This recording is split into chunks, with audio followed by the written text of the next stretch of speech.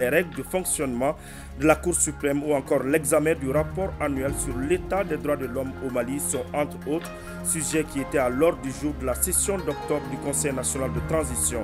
Une séance est suivie par le président de l'Assemblée législative transitoire du Burkina Faso. Des détails à suivre.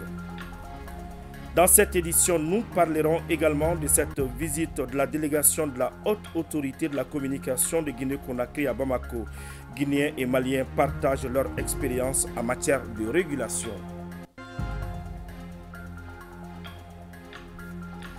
Ravi de vous retrouver. Bonjour à toutes et à tous. Bienvenue dans ce journal de la mi-journée. Partons au CNT où la session ordinaire du mois d'octobre 2022 a pris fin. Elle a permis aux membres de l'institution de passer en revue une quarantaine de projets et propositions de loi intéressant la vie de la nation. Parmi les lois adoptées, celles relatives à la finance pour l'exercice budgétaire au titre de 2023 de ces chiffres à près de 3 000 milliards de francs CFA. Ces précisions ont été données par le président du CNT, colonel Malik Diao, au micro de Bouakar Bablin Touré et Sidi Modibo Damili. La loi des finances 2023 que nous avons adoptée à l'unanimité, je dis bien à l'unanimité, sans faire recours à aucune astuce juridico-politique, se chiffre en recettes à 2199 milliards 908 millions de francs CFA et en dépenses à 2895 milliards 903 millions de francs CFA. Elle présente un déficit budgétaire global de 695 milliards 995 millions de francs CFA. Même sans appui budgétaire général quelconque, nous notons fièrement que les prévisions des recettes budgétaires connaissent une augmentation de 10,97% par rapport au budget rectifié 2022. Comme pour dire, chers collègues, que le Mali ne vit pas que d'appui budgétaire.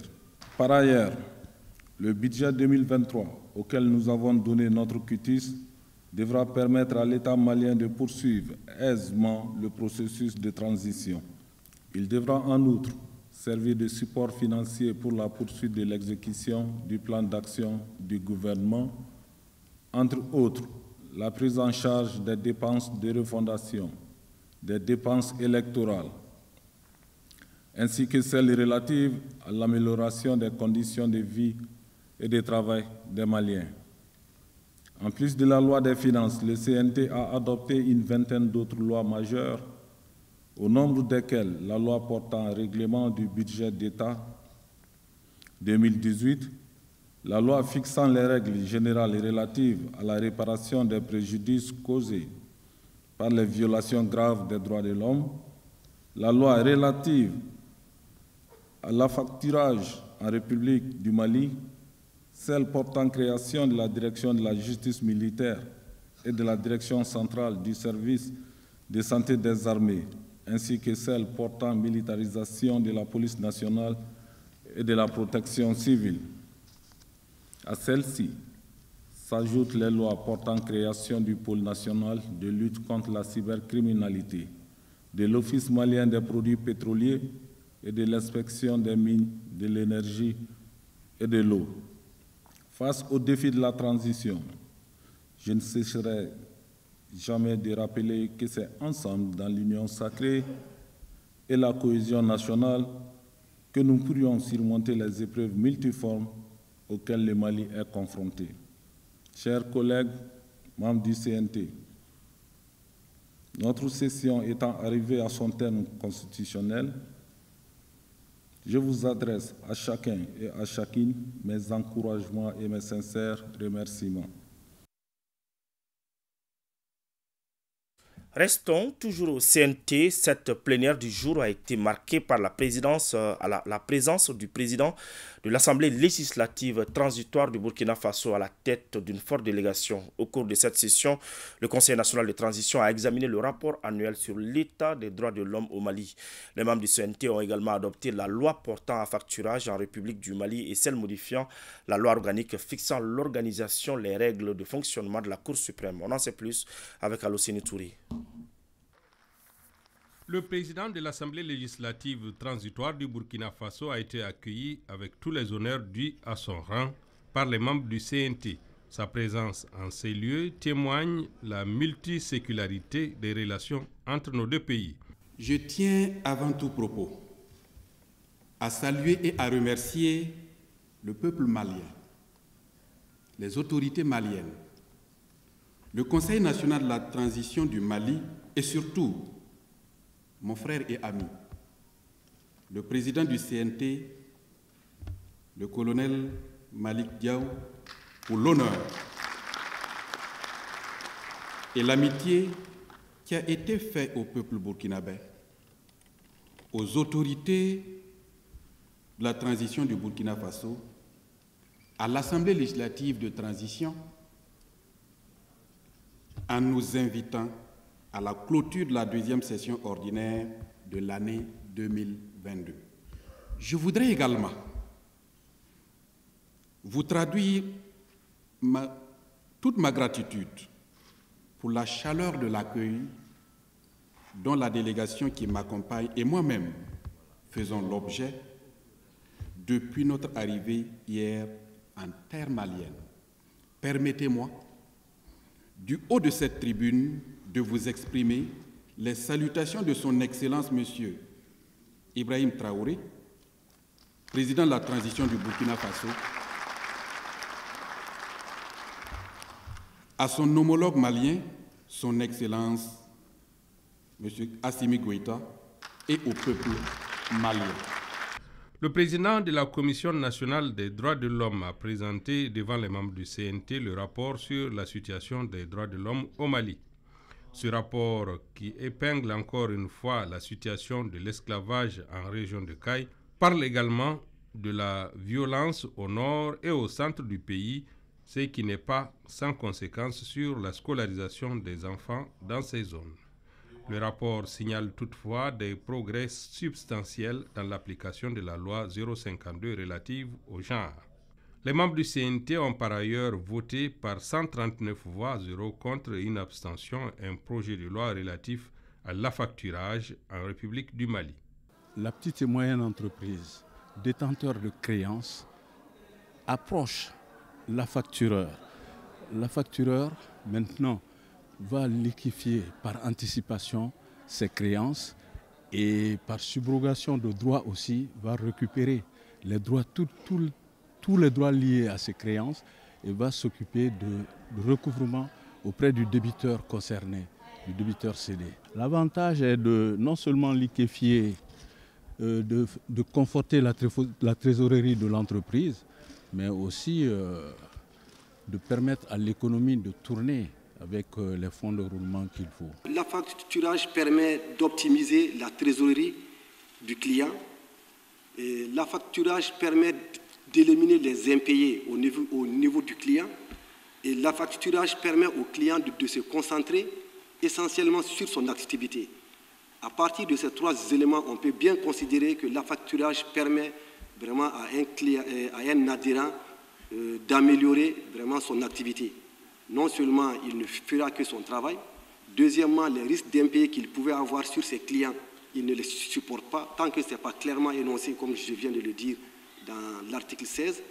Et troisièmement, l'affacturage lui apporte une trésorerie immédiate qui lui permet de continuer de tourner. Le CNT a également examiné le projet de loi modifiant la loi organique portant loi organique fixant l'organisation des règles de fonctionnement de la Cour suprême et des procédures suivies devant elle. Ce projet de loi a été voté par 128 membres, 12 contre, 7 abstentions. Après avoir écouté toutes les entités, j'affirme ici que quand ces chiffres sont donnés, je peux vous affirmer que ça nous a donné à nous aussi des sueurs froides quand nous avons tenté d'aller en profondeur pour mieux comprendre. Dans notre pays, nous avons 531 magistrats, dont 106 sont en dehors des fonctions jugeantes. Seulement 425 sont appelés à animer les 71 juridictions dans notre État, y compris dans ces 71, il y a évidemment la Cour suprême. Il faut préciser que, par vagues successives de départ à la retraite, si nous n'adoptons pas ces textes, 2022, les contingents qui partent à la retraite en 2022, 2023, 2024 et 2025 ne seront pas remplacés parce que le recrutement qui est en cours n'est même pas à terme.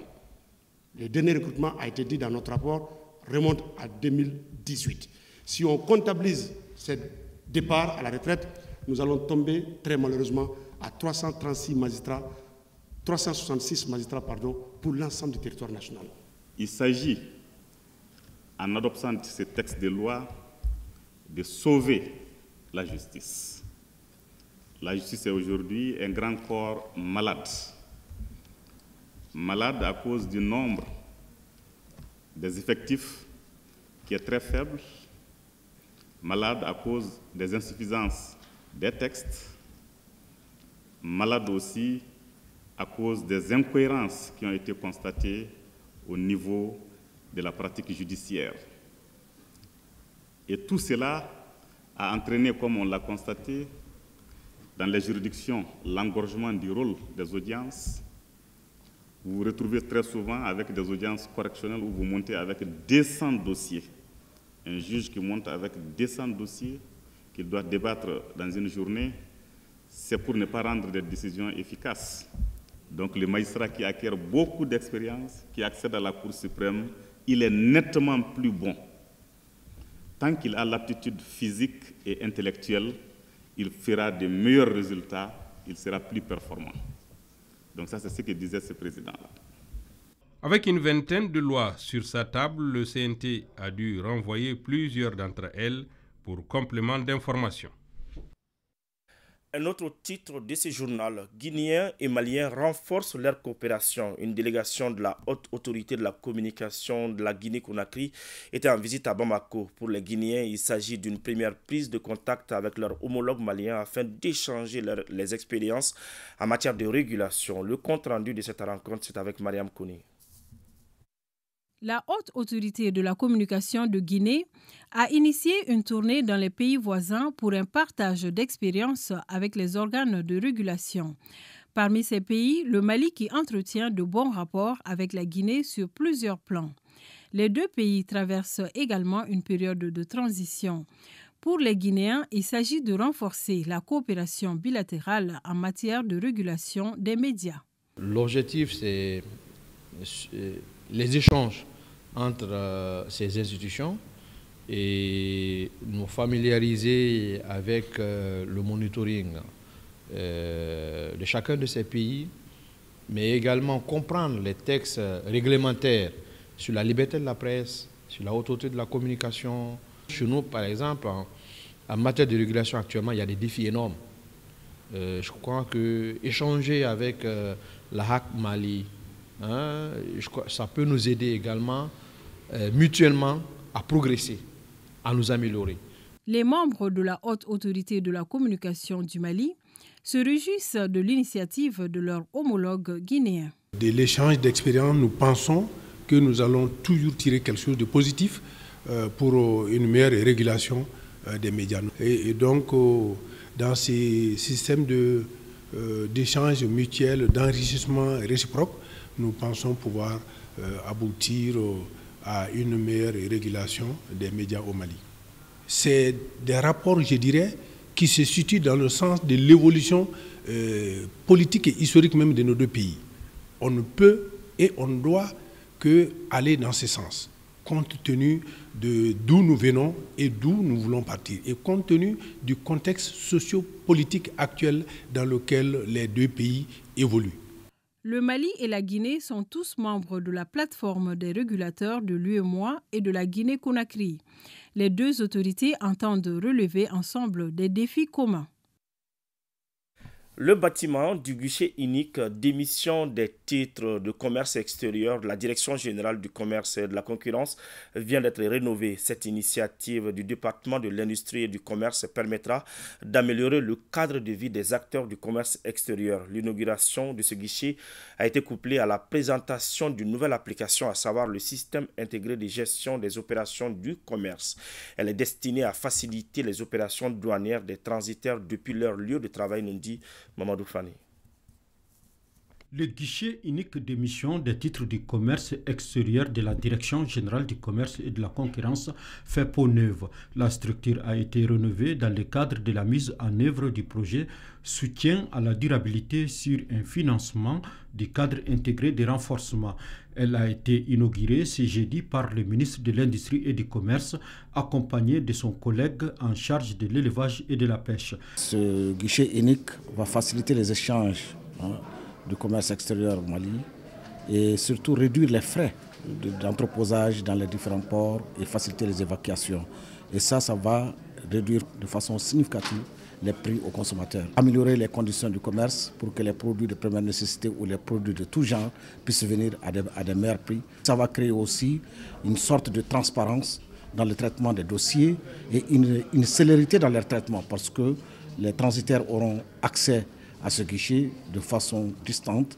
Ils peuvent déclarer et tout le monde peut avoir accès au même dossier.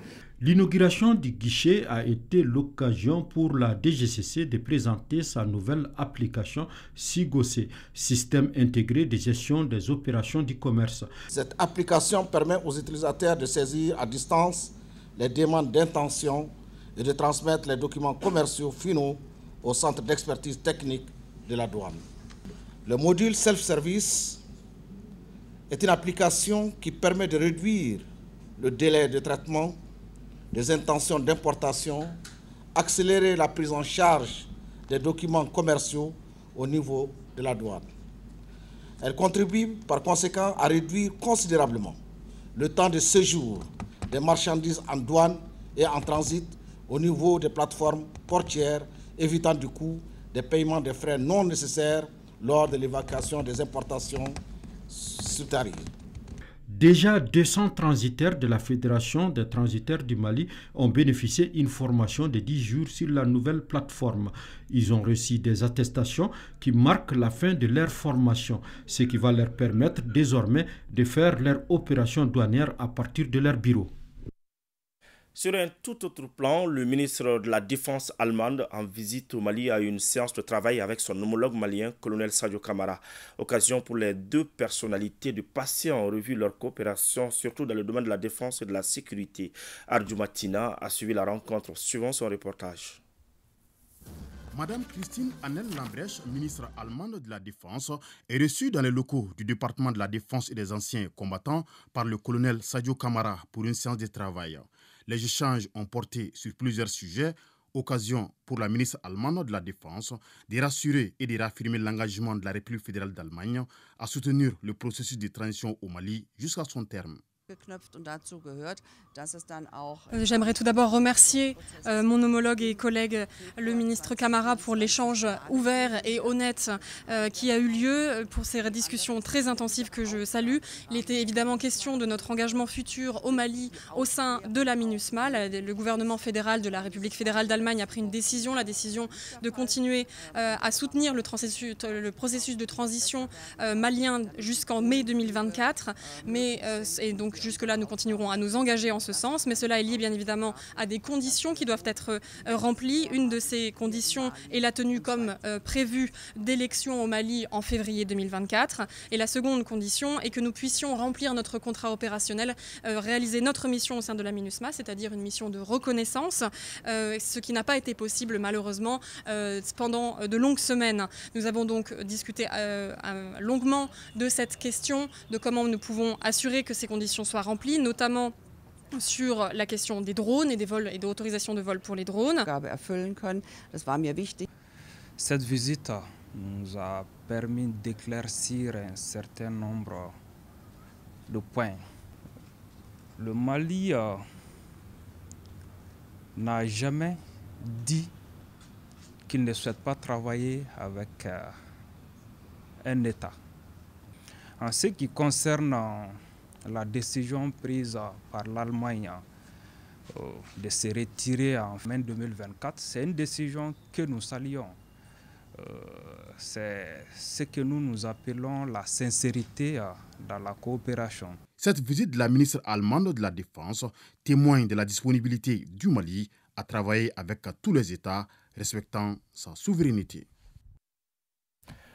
L'école de maintien de la paix à l'UNBLONDNB a tenu la 28e session ordinaire de son conseil d'administration. C'était en présence des 12 pays membres dont la France, l'Allemagne et le Royaume du Maroc qui a fait son entrée le 22 mars 2022. La Guinée-Conakry frappe à la porte pour le moment. L'école de maintien de la paix à l'UNBLONDNB excelle dans la formation de haut niveau et des recherches sur la paix, la sécurité, la gestion des conflits, le maintien de la paix. Suleiman Kenza Sidibé nous en dit plus. La candidature de l'école de maintien de la paix à l'UNBLONDNB au poste de chef de la composante militaire du comité exécutif de l'Association internationale des centres de formation au maintien de la paix figure en bon nombre dans cette 28e session du conseil d'administration. Le Mali a le quitus depuis le 4 novembre 2022. C'était lors de la rencontre de la dite association à Dakar au Bangladesh. Il est question également du renforcement de la qualité des ressources humaines, la digitalisation de la gestion financière de la structure. L'Association internationale des centres de maintien de la paix est la plateforme internationale des opérations de paix, la plus représentative pour la coopération, le renforcement des connaissances, la diffusion des idées nouvelles. L'école de maintien de paix à l'UNBLONDNB joue un rôle majeur dans la dite association. La mission principale de l'école, c'est le renforcement des capacités en matière de soutien à la paix et en matière de connaissance de l'environnement de la paix. L'école aujourd'hui est un centre de référence, non seulement pour la région ouest africaine, mais pour toute l'Afrique. Pour quelle raison? Parce qu'à l'ensemble de nos sessions de formation participent des Africains venant de l'Est, de l'Ouest, du Nord et du Sud.